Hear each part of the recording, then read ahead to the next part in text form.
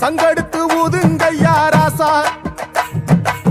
சந்தனத்தை எடுத்துக்கிட்டு ராசா, நம்ம புருஷனை திரட்டி வையு ராசா. அந்த ஒத்தையடி பாதையில அவன் ஓடி வரான் காள மாட, அங்க உச்சி பான ஒசரத்துல அவன் ஆடி வரான் காள மாட. கொம்பு ரெண்டு குறு குறுக்க, கண்ணு ரெண்டு தீ பிடிக்க, நாலு காலு பாய்ச்சல்